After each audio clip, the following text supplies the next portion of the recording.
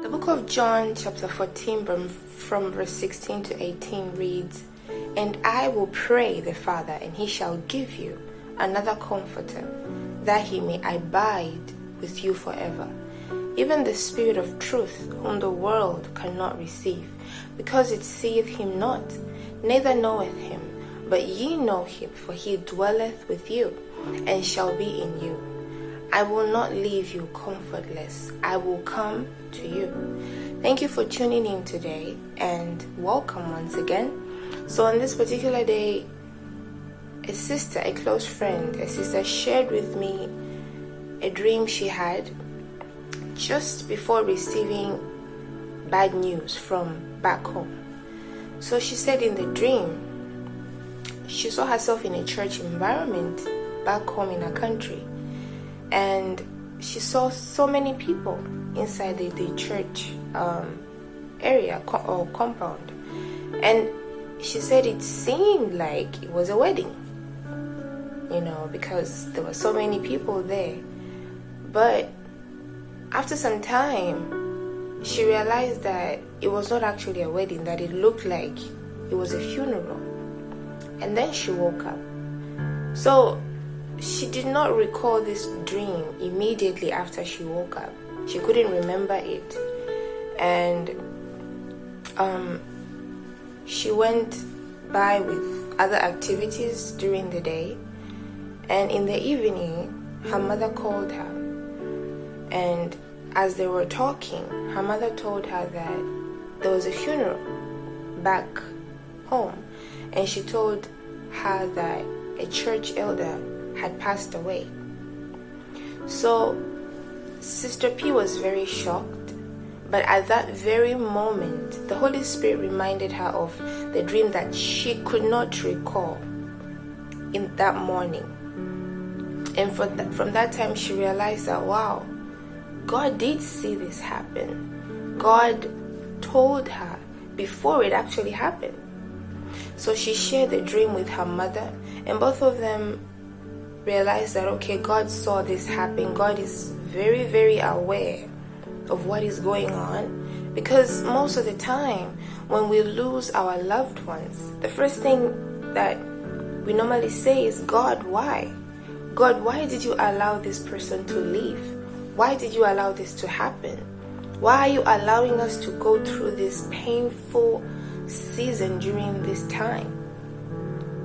But when she remembered the dream, she realized that no, God actually saw this happening and told her before she even received the news. So from that point, they knew that, okay, God is in control, and that God at that moment was comforting them, not just them, but also the family of the deceased. Most of the time when I hear that someone just lost a loved one, or when I hear that someone just died, most of the time I really don't know how to comfort the particular person or that particular family. Because the truth is, I don't feel the exact pain that person is feeling at that time. I will try to sympathize as humanly as possible. I will pray for the person, because that's the best I can do. As human beings, we do have a limit, because we are in this human form. And sometimes human comfort may not be enough when you're going through pain. Sometimes the pain can be too much, to the point that even if you have 1,000 people surrounding you, hugging you, you may still feel that it's not enough. God is able to comfort us, and He is comforting us today. When Jesus left, He told His disciples that just because I'm leaving, I'm not going to leave you alone. I'm sending you not just a helper, but also a comforter. Because in life, We go through many painful situations. We go through many things that cause pain and heartache. I know you will ask me, Ruth, how does a dream comfort me when I'm in pain?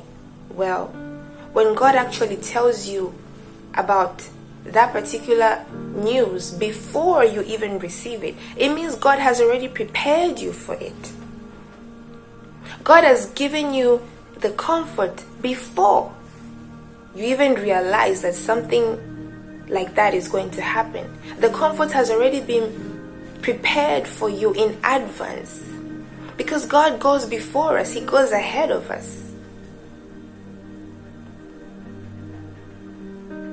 And when you wake up in the morning, when you remember after receiving the news, or during the time that you are actually in a painful situation, that will make you realize that, okay, I'm not going through this alone. God understands exactly how I feel right now.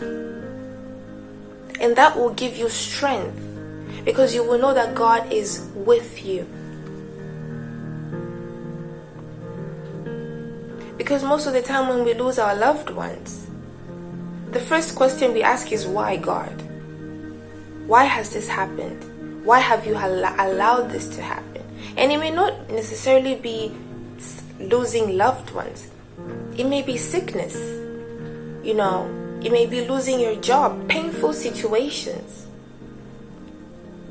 When you're going through that particular situation, you will ask God, why? Why is this happening?